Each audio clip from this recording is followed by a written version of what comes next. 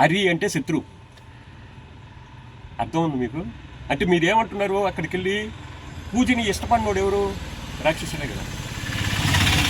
మన దేవస్థానాన్ని పోతే ఎవరు భయపడతారు? మీ శత్రువులు భయపడతారు. అమ్మ వాళ్ళకి లక్ష్యం, మనం వాళ్ళని అన్యాయం చేసేమే, వాళ్ళు మా దేవస్థానాన్ని పోతే మనకి ఏమైనా ఇబ్బంది జరుగుతుంది అంటే మీ బాలికి వాళ్ళు శత్రువులే కదా. అంటే మీరు దేవస్థానానికి వెళ్ళి ఏమంటున్నారు ఆయన్ని? పూజారి గారు అంటే ఏమన్నా ఓ రాక్షసుడా అంటున్నారు. తెలుసుకోవాలండి ఇవన్నీ. సనాతన ధర్మ అర్చకుడు అర్చకుడు అంటే అర్చించేవాడు అని. అర్చన అంటే ఏంది? ఆయన యొక్క లక్షణాలను గురించి చెప్పేటటువంటి అది. ఓం శుక్లాం భరధరం విష్ణు. శుక్లాం అంటే తెలుపు, భరధరం అంటే వస్త్రము ధరించినటువంటి వాడు విష్ణువు అంటే వినాయకుడు. శశివర్ణం అంటే తెలుపు, వర్ణం అంటే రంగు. ఇవన్నీ వాళ్ళని మనం పొగడతామన్నమాట. పొగడ్డమే అర్చించడం. అట్లా మంత్రానికి కొన్ని లక్షణాలు ఉంటాయి. అన్ని మంత్రాలు కాదు. ప్రణవం ఉండాలి ముందు, తర్వాత నమకారం ఉండాలి. మీరు ఇంట్లో చెప్పేటప్పుడు ఒక మంత్రాన్ని మోస్ట్ పవర్ఫుల్గా చేయాలంటే ఎలా అంటే ముందు ప్రణవం చేర్చాలి. అది కామనం. అకార ఉకార మకారాల సంయోగమే ఓంకారం. అంటే ఏంటంటే ఏంలే ఆ ఊ మా అని ఒకటే మరి ప్రొనౌన్స్ చేయండి. మీరు ప్రొనౌన్స్ చేయడం అంటే ఉచ్చరించడం. చెప్పండి. అట్టే స్పీడ్గా చెప్పండి. ఏమవుతుంది? ఓం వస్తుందా లేదా? అది సంయోగం.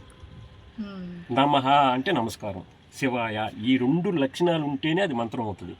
పోతే ఇంక మీకు పరమ రహస్యం చెప్తానేనండి. ఒక మంత్రం మీరు ఒక్కమారి ఉచ్చరించారు అనుకోండి, ఈ మేడము ఆ మంత్రాన్ని ఒక్కమారి ఉచ్చరిస్తే మీకు ఒకమారి ఉచ్చరించినంత పుణ్యం వస్తుంది.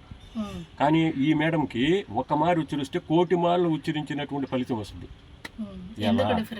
అది ఇట్లా అడగాల. సనాతన ధర్మం గురించి తెలుసుకోవాలంటే సంకీర్తనలు, పద్యాలు ఇవి కామన్.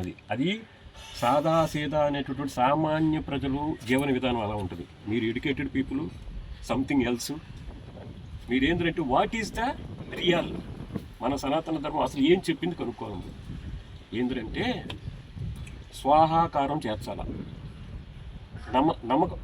నమకారం ఉంది కదా, నమకారం బదులు స్వాహాకారం చేర్చారనుకోండి. ఓం శివాయ స్వాహ.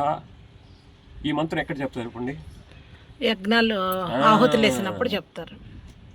అంటే నమకారం కన్నా స్వాహాకారం అత్యంత పవర్ఫుల్ అనమాట. అంటే మీరు ఎట్లా చేస్తున్నారంటే ఒక గురి పెట్టి బాణాన్ని కొట్టేటప్పుడు అన్ని యాంగిల్లో పరిశీలించి కరెక్ట్ కొడితే పడిపోతాడరా, తగలద్రా జాంపుండని పర్ఫెక్ట్గా ప్రిపేర్ అయ్యి బాణాన్ని వదులుతున్నారు. దట్ ఈజ్ కాల్డ్ స్వాహాకారం. స్వాహ ఎవరు అసలు?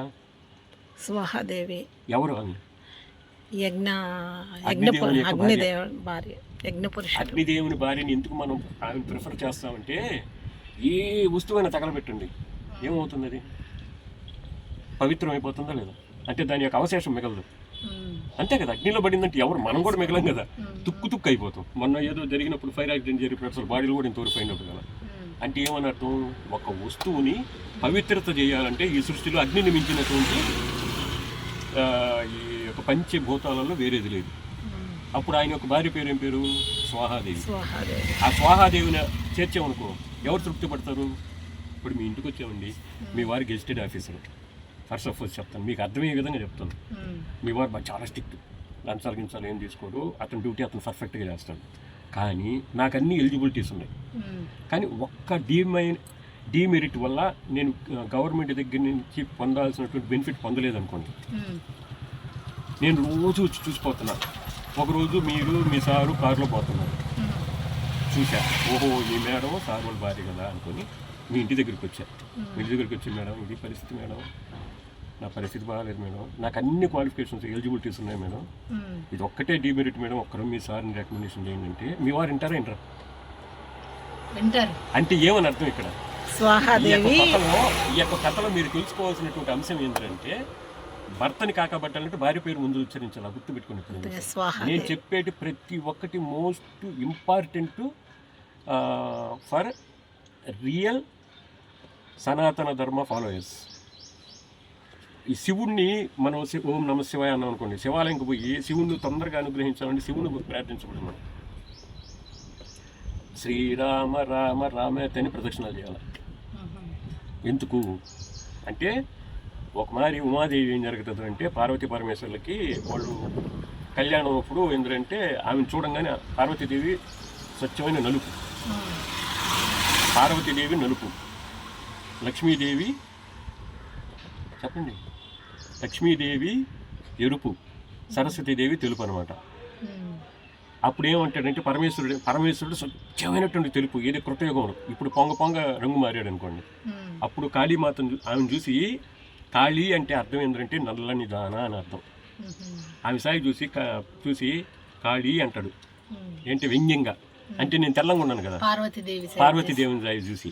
అప్పుడు ఆమె కొద్దిగా ఈగో ఫీల్ అయ్యి, నేను నల్లంగా ఉన్నాను కాబట్టే కదా నువ్వు నేను విమర్శించామని చెప్పి ఆమె తెల్లని కోసం తపస్సు చేస్తుంది అనమాట.